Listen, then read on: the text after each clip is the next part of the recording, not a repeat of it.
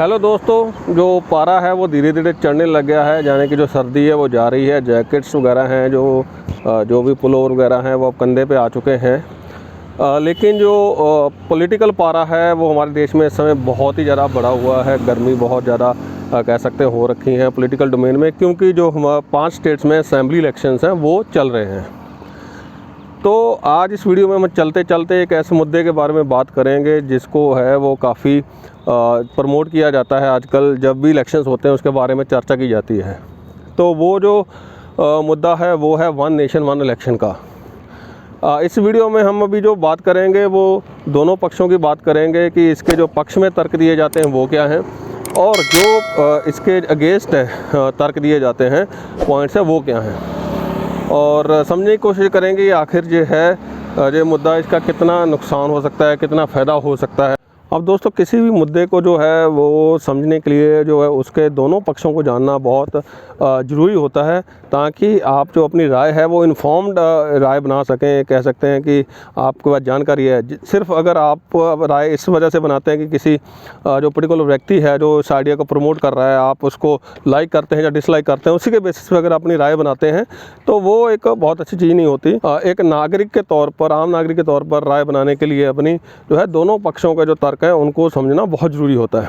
तो जब हम अपनी राय बनाएं तो उस समय जो हमें भेड़ चाल में ना फंसकर जो है वो इन्फॉर्म्ड डिसीजन लेना चाहिए। एक इन्फॉर्म्ड अपना जो ओपिनियन बनाना चाहिए। सारे जो मुद्दे हैं उनके ऊपर अच्छे से दोनों पक्ष जानने के बाद ही अपना जो है ओपिनियन बनाना चाहिए। और ये वन नेशन वन इलेक्शन वाला जो फंडा है, इसको समझने से पहले हमें ये जानना होगा कि हमारे देश में जो इलेक्शंस हैं वो कितने प्रकार के होते हैं। ख़ास तौर पे वो इलेक्शन जिनमें जो है आम लोग जो है पार्टिसिपेट करते हैं, सीधे तौर पे जाके वोट देते हैं। वैसे तो हर जगह पे बहुत सारे इलेक्शंस होते हैं, कई जगह पे लोकल इलेक्शंस भी होते हैं, लेकिन अगर मोटा मोटा देखा जाए तो सबसे ऊपर हम अगर देखें तो हमारे जनरल इलेक्शंस होते हैं, जो लोकसभा के लिए इलेक्शंस होते हैं, जिसमें हम अपने MPs वगैरह चुनते हैं। ये वाले जो इलेक्शंस हैं ये करवाए जाते हैं इलेक्शन कमीशन ऑफ इंडिया जो है उसके द्वारा। उसके बाद आते हैं स्टेट्स के इलेक्शन, जो भी चल रहे हैं 5 स्टेट्स में असेंबली के इलेक्शन, जिनमें हम अपने MLAs वगैरह चुनते हैं। तो ये इलेक्शन भी जो हैं जो अपना इलेक्शन कमीशन ऑफ इंडिया है उसके द्वारा ही करवाए जाते हैं। उसके बाद जो आते हैं इलेक्शंस आते हैं लोकल इलेक्शन, वो म्यूनसिपल कॉरपोरेशंस के हो सकते हैं या फिर पंचायत इलेक्शंस हो सकते हैं। वो गाँव में हो रहे हैं या शहर में हो रहे हैं, उस पर डिपेंड करता है। वहाँ पर भी जो आम लोग हैं जाकर सीधा वोट करते हैं। वो जो इलेक्शंस हैं वो स्टेट इलेक्शन कमीशन होता है उसके द्वारा करवाए जाते हैं। वो नेशनल इलेक्शन कमीशन है उसके द्वारा नहीं करवाए जाते।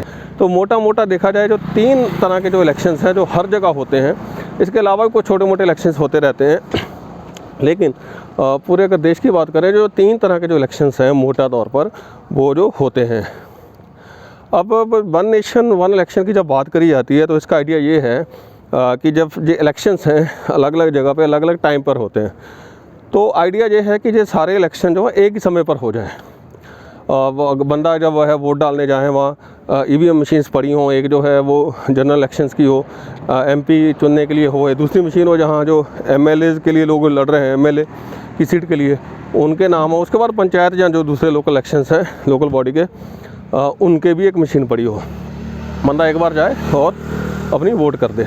तो इसके फेवर में जो सबसे पहले जो तर्क दिया जाता है वो दिया जाता है कि इससे पैसे की जो है बहुत बचत होगी। और ये लगता भी है, क्योंकि जितनी बार इलेक्शंस होंगे हर बार इलेक्शन करवाने में बहुत सारा खर्चा होता है सरकार का। तो वो जो इलेक्शन अगर एक ही बार में हो जाएंगे तो वो जो है पैसे की बचत हो जाएगी। जिस तरह आप कह सकते हैं कि जो शादी होती है उसमें कई कई रस्में होती हैं, अलग अलग दिन चलती हैं। अगर सारी रस्में जहाँ पे सगाई होगी, मेहंदी होगी, जो भी है सारा मिलाकर एक ही दिन में निपटा दिया जाए शादी के साथ, तो ऑब्वियसली जो खर्चा है अलग अलग फंक्शंस में होना तो वो कम हो जाएगा। उसी तरह से वन नेशन वन इलेक्शन एक ही टाइम पे सारे इलेक्शन होने से खर्चा तो कम होगा ही। ये इसका पहला तर्क है। दूसरा जो तर्क है इसके फेवर में दिया जाता है वो दिया जाता है समय की बचत। वो भी सही है। अगर जो इलेक्शंस हैं अलग अलग समय पे होंगे तो उसमें बहुत सारा टाइम वेस्ट होगा, सरकारी मशीनरी का होगा। पहले जनरल इलेक्शंस होंगे मान लीजिए किसी स्टेट में, तब सरकारी मशीनरी है वो इलेक्शन करवाने में लग जाएगी। उसके बाद जब स्टेट के इलेक्शंस होंगे उनमें भी जो सरकारी मशीनरी है वो लग जाएगी। लोकल बॉडी इलेक्शन होना उनमें भी सरकारी मशीनरी, जो सरकारी लोग हैं हम बात करते हैं, वो उसमें लग जाएंगे। यहाँ पे हम जब खर्चे और टाइम की बात करते हैं, जैसे सिर्फ और सिर्फ हम सरकारी खर्चे और टाइम की ही बात करेंगे। पार्टियों का जो खर्चा होता है, जहाँ दूसरे पार्टियों से रिलेटेड मुद्दा है, हम उसकी बात नहीं कर रहे हैं फ़िलहाल। जो अगला तर्क इसके फेवर में दिया जाता है वो ये दिया जाता है कि इससे जो वोटिंग परसेंटेज है ओवरऑल वो भी बढ़ेगा, ज़्यादा से ज़्यादा लोग जो है पार्टिसिपेट करेंगे। एक तो आमतौर पर देखा गया है कि जो वोटिंग परसेंटेज है वो एमएलए के इलेक्शंस में ज़्यादा होता है एज़ कम्पेयर टू एमपी के इलेक्शन जो होते हैं, या लोकल बॉडी इलेक्शंस में कई बार वोटिंग परसेंटेज बहुत ही ज़्यादा हो जाता है। तो इस वजह से जो एक तो वोटिंग परसेंटेज बढ़ेगा और लोगों को बार बार जो है वो नहीं जाना पड़ेगा, लोगों के समय की भी बचत होगी और बंदा एक ही बार में जाएगा, सारे वोट डाल देगा। अगर कोई घर से दूर भी रहता है तो उसको 5 साल में एक ही बार अपनी जो है होम टाउन कहीं वोट दूसरी जगह वहाँ जाना है, तो सारे इलेक्शन का मुद्दा एक बार निपट जाएगा, तो वोटिंग परसेंटेज भी बढ़ जाएगा। और एक तर्क और दिया जाता है तो डेवलपमेंट के काम हैं वो रुक जाते हैं, क्योंकि जहाँ पे भी जब कोई इलेक्शंस होते हैं वहाँ पे जो कोई नई अनाउंसमेंट है डेवलपमेंट की वो नहीं की जा सकती इलेक्शन से कुछ समय पहले। जहाँ पे एक पॉइंट नोट करने की ज़रूरत है कि जो चलते हुए काम ऑलरेडी चलती हुई स्कीम होती हैं वो नहीं रोकी जाती, लेकिन कोई नई स्कीम जो है वो अनाउंस नहीं की जा सकती कोड ऑफ कंडक्ट लगने के बाद। तो ये तो मोटा मोटा वो पॉइंट्स है जो इसके फेवर में दिए जाते हैं और सुनने देखने में भी ये बिल्कुल जायज़ लगते हैं। इसमें कोई भी ऐसी चीज़ नहीं लगती कि ये ऐसा नहीं हो सकता। तो प्रोबेबली ऐसा होएगा जब वन नेशन वन इलेक्शन होंगे। तो दोस्तों अब बात करते हैं उन बिंदुओं की जो कि इस आइडिया के जो है वो अगेंस्ट में है कि वन नेशन वन इलेक्शन क्यों नहीं होना चाहिए। तो उसका सबसे पहला जो है वो टेक्निकल पॉइंट है। ये जो आइडिया के बारे में बात करी जाती है तो इस टेक्निकल पॉइंट का कोई सलूशन अभी जो है वो पेश नहीं किया जाता। तो वो पहला पॉइंट टेक्निकल पॉइंट ये है कि अगर सारे इलेक्शन एक साथ होंगे तो कई बार क्या होता है, ऐसा हो भी चुका है, ऐसा नहीं कि जो मैं बात करने जा रहा हूँ ऐसा नहीं हुआ है। जो आपकी जो सेंट्रल गवर्नमेंट है वो कई बार अपने 5 साल पूरे नहीं कर पाती, वो बीच में जो है उसके मेजॉरिटी चली जाती है तो इलेक्शन दोबारा करवाने पड़ते हैं। मान लीजिए कोई सरकार 2 साल चली, जैसे वाजपेयी जी की सरकार जो है वो 13 महीने चली थी, उसके बाद दोबारा इलेक्शंस हुए थे। तो इस केस में तो जो दोबारा सरकार बनेगी, मान लीजिए 2 साल बाद कोई सरकार गिर जाती है, वो क्या सिर्फ 3 साल के लिए बनेगी। जहाँ फिर जो अगर वो ऐसा नहीं किया जाता तो जो आपके असेंबली इलेक्शन हैं, जहाँ फिर जो आपके जनरल इलेक्शंस हैं, इनकी टाइमिंग मिसमैच वो फिर दोबारा हो जाएगी। तो इसलिए जहाँ तो जो नई सरकार है वो सिर्फ़ और सिर्फ जो है 3 साल के लिए बनाई जाएगी। अब ऐसा भी हो सकता है कि कोई सरकार जो है सेंटर में वो चौथे साल में गिर जाए, मतलब अभी 1 साल बचा है इलेक्शन होने में लेकिन सरकार गिर जाए, तो फिर क्या जो 1 साल जो है देश है वो बिना सरकार के जहाँ कोई इलेक्टेड गवर्नमेंट के रहेगा, जहाँ फिर जो है सारे के सारे स्टेट के इलेक्शन भी जो सरकारें भंग करके जो है दोबारा इलेक्शन करवाए जाएंगे, साथ में जो लोकल बॉडीज़ हैं उनको भी भंग किया जाएगा। तो ये एक टेक्निकल पॉइंट है।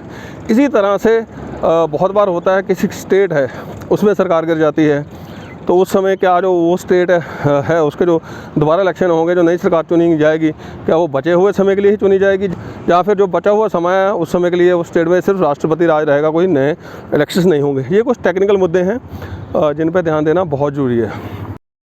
तो अब दूसरा पॉइंट जो है जो कि इसके बारे में कहा जाता है कि इससे क्या नुकसान हो सकता है, वो ये है कि जो जितने भी हमारे इलेक्शंस होते हैं, एमपी के इलेक्शन जो नेशनल लेवल पे होते हैं, स्टेट के इलेक्शन जो स्टेट लेवल पे होते हैं, या लोकल बॉडी के इलेक्शंस होते हैं, इनके मुद्दे जो हैं वो अलग अलग होते हैं। तो जो नेशनल इलेक्शंस होते हैं उनके मुद्दे नेशनल लेवल के होते हैं, एक्सटर्नल अफेयर के भी हो सकते हैं, डिफेंस के भी हो सकते हैं। इस तरह के मुद्दों के ऊपर जो है वो इलेक्शंस लड़े जाते हैं। जो स्टेट के इलेक्शंस होते हैं उनके जो मुद्दे होते हैं वो लोकल होते हैं, वो स्टेट लेवल के मुद्दे होते हैं या रीजनल मुद्दे होते हैं जिनके ऊपर स्टेट के इलेक्शन लड़े जाते हैं। अब भारत में जो जितनी हमारी डाइवर्सिटी है, कल्चर की कह लीजिए, भाषा की कह लीजिए, जो हमारे रीजनल इश्यूज़ हैं वो इतने डिवर्स हैं कि हर स्टेट का अपना अपना जो कंसर्न्स हैं, वहाँ लोगों के एस्पिरेशंस हैं, मुद्दे हैं, हर स्टेट की अपनी प्रॉब्लम है। तो जो स्टेट के इलेक्शन हैं उन मुद्दों पे लड़े जाते हैं। इसी तरह से जो लोकल बॉडी इलेक्शंस हैं, जो गांव के इलेक्शंस हैं, जो म्यूनसिपालिटी के इलेक्शंस हैं, वो है सड़क नाली के जो मुद्दे हैं, लोकल स्कूल का मुद्दा है, लोकल हेल्थ सेंटर का मुद्दा है, उनके ऊपर वो लड़े जाते हैं। तो इस तरह से साफ़ सफाई का मुद्दा है और वो छोटे लेवल के जो मुद्दे हैं जो लोगों की डे टू डे लाइफ से जुड़े हुए हैं, उन मुद्दों पे वो इलेक्शन लड़े जाते हैं। तो अगर वन नेशन वन इलेक्शन वाला फंडा आता है तो यहाँ पे बहुत ज़्यादा चांसेस हैं कि जो लोकल मुद्दे हैं उनके ऊपर जो है वो ध्यान ना देकर जो है जो इलेक्शन है उसको सिर्फ़ और सिर्फ जो बड़े नेशनल मुद्दे हैं उनके ऊपर ही पूरा इलेक्शन फोकस कर दिया जाए, और जो लोकल मुद्दे हैं, रीजनल मुद्दे हैं, स्टेट्स के मुद्दे हैं, उनके ऊपर जो है वो फोकस ना किया जाए, वो मुद्दे जो हैं सप्रेस हो जाएं जहाँ उनके ऊपर चर्चा ना हो। ऐसा जो है ये अक्सर देखा भी गया है।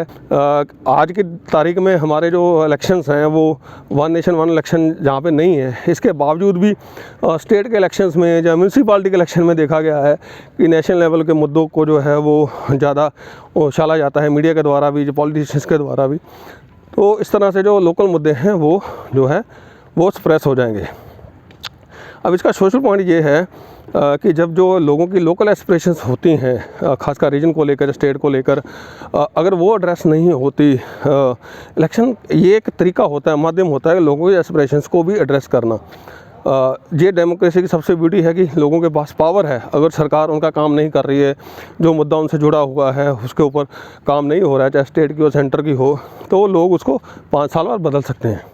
अगर इलेक्शन जो है वो सिर्फ़ और सिर्फ नेशनल मुद्दों के ऊपर ही लड़े जाएंगे तो लोकल मुद्दों की बात नहीं होगी, तो लोगों की जो लोकल एस्पिरेशंस हैं वो एड्रेस नहीं होगी, तो इससे जो सोशल अनरेस्ट है वो भी जो बढ़ सकता है। और ऐसा होता भी देखा गया है। हमारे देश के जो अलग अलग स्टेट्स हैं उनमें लोकल मुद्दों को लेकर जो है वो अनरेस्ट रहता है कभी कभी, तो उन मुद्दों को जो है वो स्टेट इलेक्शंस में ही एड्रेस किया जाता है। नेशनल इलेक्शंस में उन मुद्दों को एड्रेस करना जो है वो कई बार प्रॉब्लमेटिक भी हो जाता है। उदाहरण के तौर पर अगर जो नॉर्थ ईस्ट की हमारी स्टेट्स हैं उनके जो मुद्दे हैं वो हो सकता है कि जो हमारी दूसरी स्टेट्स हैं, महाराष्ट्र है, केरला है, पंजाब है, किसी और स्टेट के साथ वो मेल ही ना खाते हों, बिल्कुल डिफरेंट मुद्दे हैं जिनके ऊपर उनके इलेक्शंस होते हैं। तो इस तरह से उनको दरकिनार करना जो है वो एक लंबे समय के लिए बहुत बड़ी सोशल समस्या बन सकता है। अगला जो पॉइंट है वो ये है कि जैसे कहा गया कि जो सारे के सारे इलेक्शंस हैं जब वन नेशन वन इलेक्शन के तहत होंगे वो बड़े मुद्दों पे होंगे, तो जो बड़ी पार्टियां हैं, जो ख़ास तौर पे जो पार्टी सेंटर में सत्ता में होगी, उसको एक अनड्यू एडवांटेज मिलेगी, क्योंकि उसके पास एक पावर होती है बड़े मुद्दों को कंट्रोल करने की, उसमें हाथ में होता है। तो ऐसे क्या होगा कि जो आज की तारीख में जो अलग अलग स्टेट्स हैं हमारी, उन्हें अलग अलग पार्टियों की सरकार है, क्योंकि वो लोकल मुद्दों को एड्रेस करते हैं। लेकिन जब ये जो इलेक्शंस हैं वो एक साथ होंगे और बड़े मुद्दों पर ही ज़्यादातर फोकस होंगे, तो जो है वो जो पार्टी सत्ता में खास तौर पर सेंटर में होगी उसको बहुत ही ज़्यादा अनड्यू एडवांटेज मिलेगी। इसके साथ साथ जो नई पार्टियां हैं डेमोक्रेसी में उभरने का जो कह लीजिए चांसेस हैं वो और कम हो जाएंगे क्योंकि जो नई पार्टी कभी आती है ख़ास तौर पे वो जो है लोकल इलेक्शन या लोकल मुद्दों पर ही अपना शुरुआत करती है, धीरे धीरे वो है जो वो दूसरी स्टेट में जाती है, दूसरे मुद्दों को भी अपनाती है। तो इस तरह से नई पार्टियों का जो है वो गठन होना का जो चांसेस कम है। अब कुछ लोग इसको जो है वो सही भी मान सकते हैं, क्योंकि हमारे देश में बहुत सारी पार्टियां पहले बन चुकी हैं, और लेकिन डेमोक्रेसी के लिए ये बिल्कुल भी सही नहीं है। डेमोक्रेसी एक लिविंग थिंग होती है जो लगातार इवॉल्व होती है, उसमें नई नई पार्टियां का बनना जो है वो चलता रहता है और चलता रहना भी चाहिए। अब दोस्तों कई बार क्या होता है कि कुछ आइडियाज़ जो होते हैं वो ऑन पेपर बहुत ही ज़्यादा फैंसीफुल होते हैं, लेकिन जो प्रैक्टिकली है ग्राउंड पर वो है वो बहुत ही अच्छे से वो काम नहीं कर पाते। तो जहाँ पे दोस्तों मैं जो देसी साइंस की राय है उसके बारे में बात करना चाहूँगा कि सबसे पहले हम बात करते हैं जो इस वन नेशन वन इलेक्शन से जो पैसे की बचत होगी। आप अगर सोच के देखिए कि अगर आज की तारीख में जो है वो इलेक्शंस पहले की तरह करवाने हों बैलेट पेपर के साथ या बक्सों के साथ करवाने हो, तो कितना ज़्यादा खर्चा हो। इलेक्शन जो टाइम की बात करें, इलेक्शन कितने कितने दिन चलें, तो हम जो है अगर कंपेयर करें जब हम आज़ाद हुए थे उससे लेके अभी तक जो है इलेक्शन का खर्चा कंपैरेटिवली और टाइम दोनों बहुत ज़्यादा कम कर चुके हैं। रिलेटिवली अगर हम देखें तो जो पैसा है आज की तारीख में खर्च है वो बहुत कम होता है। जो अपनी इकॉनमी के कंपैरिजन में देखें जो जनरल इलेक्शंस में आज की तारीख में खर्चा होता है, जहाँ पहले आज से 50 साल या 60 साल पहले जो हुआ करता था वो बहुत ही कम हो चुका है, इतना ज़्यादा नहीं है। एब्सोल्यूट नंबर में आपको 60,000 करोड़ 70,000 करोड़ बहुत ज़्यादा लगते हों, लेकिन जब हम इसको इकॉनमी के साथ जो है वो कंपेयर करके देखते हैं तो जो बहुत ही छोटा खर्चा है। और समय की बचत मैंने बता ही दिया है। तो इलेक्ट्रॉनिक वोटिंग मशीन आने से वो समय भी अब उतना नहीं लगता। पहले जनरल इलेक्शन पहले तो कई कई महीने चलते थे, अब भी चलाए जाते हैं अलग कारणों से, लेकिन उनकी गिनती जो है वो कई हफ्तों तक जो है उन इलेक्शंस की जो है वो वोटों की गिनती होती रहती थी। दोस्तों आपको पता होगा जब देश आज़ाद हुआ था उस समय जो है भारत के पास अपने लोगों को खिलाने के लिए गेहूं तक नहीं था। अमेरिका से कई सालों तक जो है कई दशकों तक जो गेहूं हमें इंपोर्ट करना पड़ रहा था। तो उस समय जो जब देश आज़ाद हुआ था, जब उस समय ये सोचा जा रहा था कि भारत में गवर्नेंस का सिस्टम क्या हो, उस समय जो पैसा जो है और समय जो दोनों को अगर तवज्जो दी जाती तो जो है वो सिस्टम हमारा अलग होता, जो वन नेशन वन इलेक्शन हो सकता, तभी ही इम्प्लीमेंट कर दिए जाते। लेकिन तब ये सोचा गया कि जो डेमोक्रेसी है पैसे और समय से ज़्यादा जो है डेमोक्रेसी का मैच्योर होना और मजबूत होना वो ज़्यादा महत्वपूर्ण है, तो उसको जो है वो इम्प्लीमेंट किया गया। तो इस हिसाब से देखा जाए तो आज हम 5 ट्रिलियन इकॉनमी बनने की बात कर रहे हैं और जो है जो इलेक्शन का खर्चा है उसको भी साथ में जो है वो देख रहे हैं कि एक बर्डन की तरह देख रहे हैं। ये बात थोड़ी सी जो है वो कह लीजिए थोड़ी अजीब लगती है। और दोस्तों जो इलेक्शंस होते हैं ये एक तरह से एक्सरसाइज होती है। जब हम अपने शरीर को जो है तंदुरुस्त रखने के लिए कोई एक्सरसाइज करते हैं, चलते हैं, जब वर्जिश करते हैं, जिम में जाते हैं, तो उस समय जो समय लगता है या उसमें जो खर्च होता है वो एक इन्वेस्टमेंट होती है अच्छी सेहत के लिए। इसी तरह से डेमोक्रेसी की अच्छी सेहत के लिए जो इलेक्शंस हैं वो भी एक एक्सरसाइज की तरह है, बहुत ही महत्वपूर्ण एक्सरसाइज की तरह हैं। तो इनमें होने वाला जो खर्च है वो इन्वेस्टमेंट है, ना कि जो है वेस्टेज है। कि जो इलेक्शंस जो होते हैं हमारे देश में अलग अलग तरह के, इनका जो है मतलब अलग है। इनमें वोट करना वो एक कॉमन प्रैक्टिस हो सकती है, लेकिन इनके मुद्दे अलग होते हैं। इनको मिक्स करना जो है वो डेमोक्रेसी की हेल्थ के लिए अच्छा नहीं है। हाँ, ये ज़रूर हो सकता है कि आपने एक बार जनरल इलेक्शन करवा दिए, बाद में सारी स्टेट के इलेक्शन जो एक साथ हो जाए। दोस्तों जो डेमोक्रेसी का प्रोसेस होता है ये सिर्फ इलेक्शन होने के बाद सरकार बनने से ख़त्म नहीं हो जाता, ये लगातार चलता रहता है।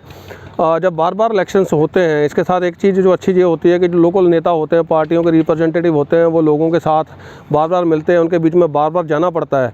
तो इस तरह जो सरकारें हैं वो जो कोई भी पार्टी सत्ता में है, चाहे स्टेट में है चाहे वो सेंटर में है, उनको जो काम है लगातार करते रहना पड़ता है कि उनको बार बार लोगों के पास जाना होता है, अपनी जो रिपोर्ट कार्ड एक तरह से वो पेश करना होता है। अगर ऐसा ना हो, उनको सिर्फ 5 साल में एक बार ही जाना हो, ऐसा अक्सर सुना जाता है। बहुत सारे नेता होते हैं आज भी जो है वो लोगों की समस्याओं पर ध्यान नहीं देते, 5 साल में जब इलेक्शन होते हैं तभी जाते हैं, अदरवाइज़ वो मिलते नहीं हैं। तो आज तो इलेक्शन बार बार हो रहे हैं, फिर भी ऐसा हो रहा है। जब ऐसा होना ही बंद हो जाएगा तो जो सरकारी जो तंत्र है, पॉलिटिकल पार्टियाँ और लोगों के बीच में जो दूरी है वो आप सोचिए वो कितनी बढ़ जाएगी। दोस्तों अगर हम पैसे और समय को ही ज़्यादा तवज्जो देंगे तो ये जो फतूर है, मैं कहूँगा कि ये जो है वन नेशन वन इलेक्शन से आगे चलकर जो है नो इलेक्शन में भी तब्दील हो सकता है। क्योंकि जो इलेक्शन ही नहीं होंगे, कोई समय की बर्बादी नहीं होगी, कोई पैसे की बर्बादी भी नहीं होगी, लेकिन क्या फिर हम जो एक डेमोक्रेटिक कंट्री रह जाएंगे? तो ये बात जो थोड़ी सोचने की है। तो ये वीडियो एक आपको इन्फॉर्मेशन देने के बारे में थी, साथ में थोड़ी सी अपनी ओपिनियन भी इसमें मैंने डाल दी। तो आप बताना अगर आपको जो वीडियो पसंद आती है तो इसको लाइक करना, शेयर करना और कमेंट बॉक्स जो है उसमें जो अपनी राय है उसको भी शेयर करना। इस वीडियो को देखने के लिए आपका बहुत बहुत धन्यवाद।